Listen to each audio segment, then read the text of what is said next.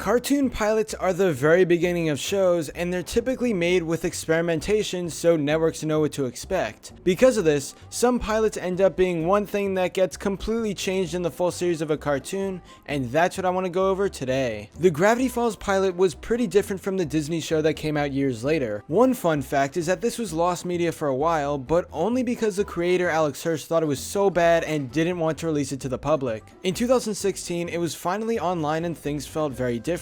The general premise of Gravity Falls is still here. You have Dipper and Mabel staying at their great uncle Stan's mystery shack for the summer, but right away there's some weird stuff. The style is probably the first big thing you noticed, and it looks absolutely nothing like the one we're familiar with. Looking back, I don't think this is too good, and it wouldn't capture the feel of Gravity Falls well, but if I got used to it from the beginning, then I probably wouldn't mind. Now, there are some scenes in the Gravity Falls pilot that didn't show up in the first real episode of the show, and vice versa. One example is that there was never a scene in Gravity Falls involving these Freezy Pops in the first episode. Also, throughout this pilot, we see absolutely no appearance of Seuss and Wendy. Another major difference in this pilot that would probably change the feel of the entire show is that there is no Journal 3. Instead, Dipper reads from something called Dr. Crackpot's Book of the Damned. It isn't just the title that's different from Journal 3 though. If you look at the pages, you'll notice it is styled in an extremely different way.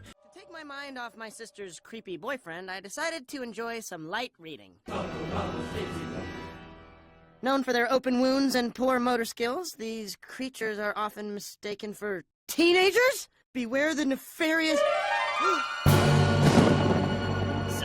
Zombie!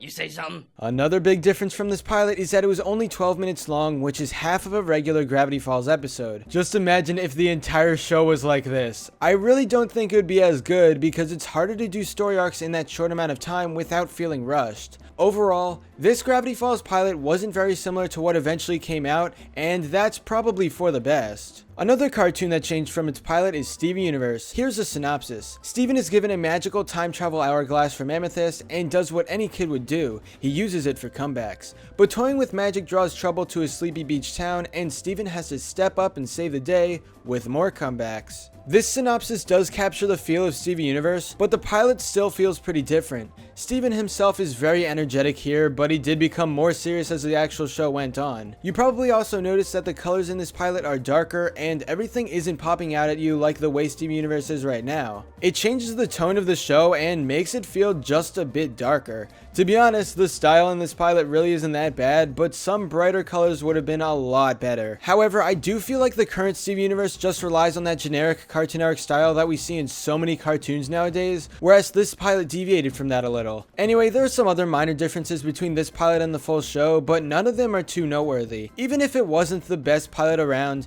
it still captured the feel the Crewniverse was going for, and it gave us an idea of what to expect. Finally, let's talk about Adventure Time's pilot. One important piece of information is that this originally aired on Nickelodeon. It was going to be a Nicktoon, but was unfortunately denied and then greenlit by Cartoon Network. If this pilot had actually continued on the Nick path, Adventure Time would have undoubtedly been a much different show. Perhaps there would be less mature themes as Nick wouldn't allow certain things that made it past the censors on Cartoon Network. Anyway, this pilot has a very cheap style, but let's give that a pass because pilots are typically like this. Although it does seem like it would fit in well on Nick Jr. just because of how it's drawn. There are some other interesting differences with the Adventure Time pilot. Finn's name is Pen instead of Finn, and Lainey Rainicorn is speaking gibberish instead of Korean like in the actual show. Also, in the very beginning, we see Jake do some sort of power where he floats up and downloads something from the internet using only his mind. While he has some shapeshifting abilities in the actual series, we don't see him mentally connect to the internet. I guess that was a scrapped power that probably could have been cool, but the shapeshifting is good enough. As a whole, Adventure Time's pilot may have been seen as a little kid's cartoon, but at this point we know that the series turns into something much more and things get extremely dark on the Cartoon Network version of Adventure Time.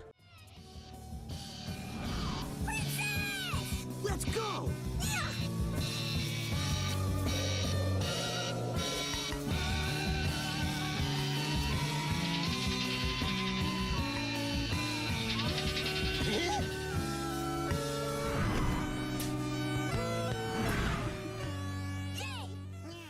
But anyway, that's all for this video. Subscribe for more awesome cartoon videos. Give a thumbs up and comment below to let me know what you think.